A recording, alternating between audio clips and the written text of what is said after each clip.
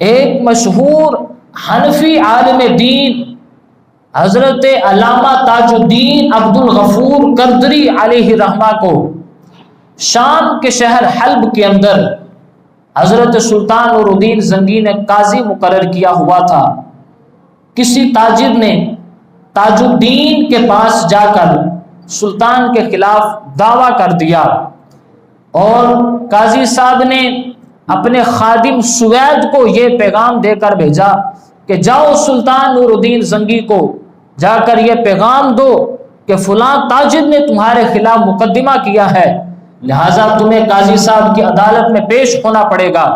سلطان نور الدین زنگی کو جب یہ پیغام پہنچانے کے لیے وہ قاضی کا غلام وہ سوید پہنچتا ہے تو سوید کی بات سن کر خزانچی جو تھا سلطان نور الدین زنگی کا، چونکہ اس کی سوچ اتنی بڑی نہیں تھی، وہ بطور مذاق ہنسنے لگا اور یہ کہنے لگا کہ اے سوید، تم قاضی کا پیغام لے کر آئے ہو اور بادشاہ وقت کو تم یہ کہنا چاہتے ہو کہ وہ قاضی کی عدالت میں آ کر پیش ہو جائے۔ حضرت سلطان نور الدین زنگی اس وقت میدان میں تشریف فرما تھے۔ حضرت سلطان نور الدین زنگی نے جب یہ جملے سنے تو آپ کہنے لگے اے خزانچی، اس میں ہنسنے والی کیا بات ہے؟ اگر قاضی نے نور الدین زنگی کو عدالت میں پیش کیا ہے تو میں اپنی بادشاہت کی وجہ سے یہ نہیں کہوں گا کہ میں بادشاہ ہوں،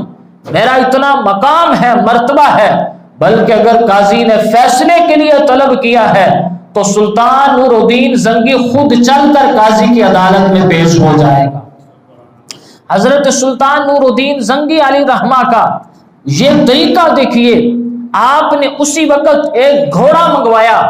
گھوڑے پر بیٹھے اور گھوڑے پر بیٹھتے وقت آپ نے یہ جملے جو تھے ارشاد فرمائے۔ آپ نے فرمایا السمع والطاعۃ،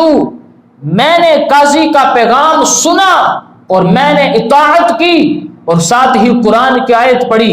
آپ قرآن کے حافظ بھی تھے، کہنے لگے انما کان قول المؤمنین اذا دعوا الی اللہ ورسولہ لیحکم بینہم ان یقولوا سمعنا واطعنا۔ کہنے لگے تم نے قرآن نہیں پڑھا،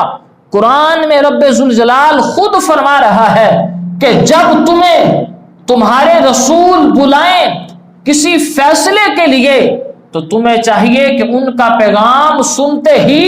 پیغام سن کر تم اپنے آپ کو عدالت میں پیش کرنے کے لیے حاضر ہو جاؤ۔ سلطان نور الدین زنگی نے اپنے مقام و مرتبے کو نہیں دیکھا،